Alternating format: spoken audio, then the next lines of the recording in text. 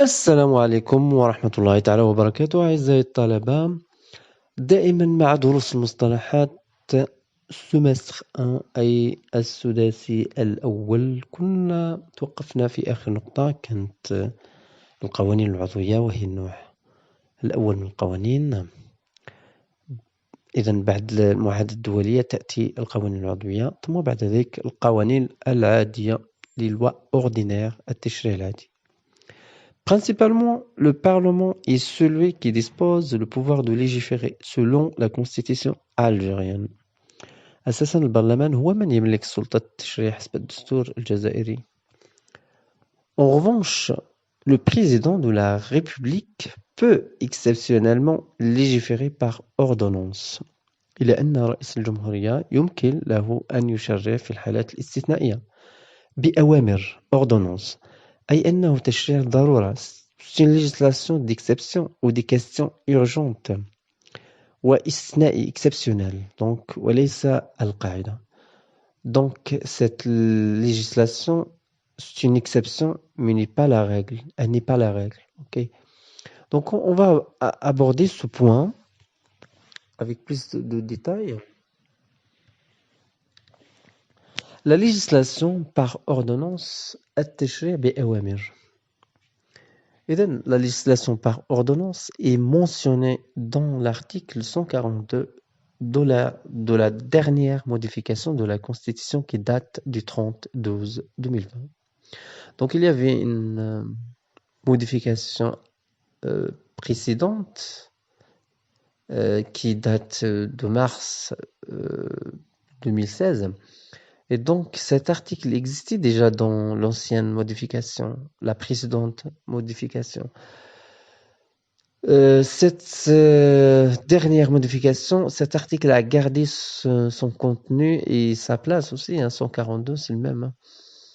Donc, c'est le même, le contenu. Donc, le président de la République peut, sur des questions urgentes et après avis du Conseil d'État, légiférer par ordonnance dans les cas suivants. Donc هنا المادة هذه تبين لنا بأنه رئيس الجمهورية يمكن له أن في حالات يعني مستعجلة وبعد أخذ رأي مجلس الدولة أنه يمكن أنه يقوم بتشريع بأوامر في الحالات التي سنذكرها الآن. En cas de vacances de l'Assemblée populaire nationale في حالة شهور المجلس الشعبي الوطني. Deuxième cas, durant les vacances parlementaires في حالة العطل البرلمانية. Et troisième cas, en cas d'état d'exception في حالة الاستثنائية التي définie à l'article 98 de la Constitution التي تحددها المادة 98 من الدستور selon, comme toujours, selon la dernière modification de la Constitution qui date du 30/12/2020. إذا ننتقل إلى مستوى آخر وهو les règlements, اللوائح. Les règlements sont réservés au pouvoir exécutif. Ils sont soit des règlements d'application, soit des règlements autonomes. Quelle est la différence entre les deux? On va la voir.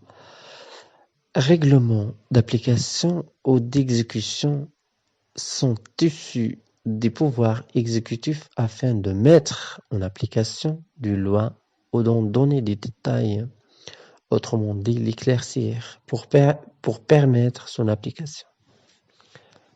بالعربية نقول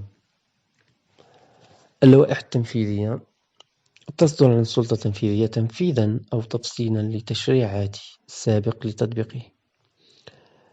بينما النوع الآخر وهو اللوائح المستقلة les règlements autonomes التي هي بدورها فيها نوعين. Il y en a deux types. A. Les règlements d'organisation اللوائح التنظيمية sont issus des pouvoirs exécutifs et ils sont autonomes car ils ne viennent pas mettre en application une loi mais plutôt régler et réglementer des questions qui n'ont pas été abordées par les lois. Donc, c'est pour ça on les appelle des règlements autonome. النوع الثاني وهو B les règlements de police لوائح الضبط أو البوليس. Les règlements de police sont des règles issues des pouvoirs exécutifs afin de régler et réglementer des sujets d'ordre public, comme par exemple code de la route, la santé publique et les marchés. On donne un exemple, contrôle des produits alimentaires. مراقبة المواد الغذائية. بالعربية لوائح الضبط والبوليس يطلق عليها لوائح الضبط أو لوائح البوليس، ويقصد بها تلك القواعد التي تضعها السلطة التنفيذية بغرض صيانة النظام العام، مثل لوائح تنظيم المرور، الصحة العامة، المحلات etc. نعطي مثال مثل مراقبة المواد الغذائية إلى آخره. ننتقل الآن إلى بيراميد دو ليرارشي دو نورم اللي هو أمامكم. هكذا تكون هذا البيراميد ملخص لما تناولناه من قبل، أي المستويات التي تطرقنا لها فيما يخص التشريع. إذن يكون في هرم التشريع الأساسي la constitution et la norme suprême. بعده يأتي les conventions اللي هي تمثل في المعاهدات الدولية etc. مواثيق etc.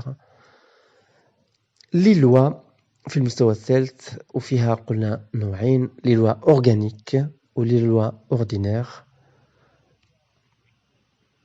ثم بعد ذلك يأتي les règlements، وهو آخر مستوى تطرقنا إليه، وهو les règlements اللي فيها les règlements d'application c'est-à-dire d'exécution et les règlements autonomes اللي هي بدورها تنقسم إلى قسمين، les règlements d'organisation et les règlements de police.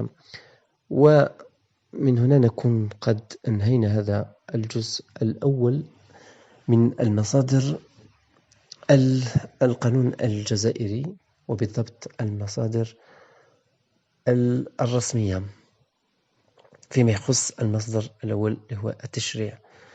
إن شاء الله في الدروس القادمة سوف نتطرق إلى بقية المصادر.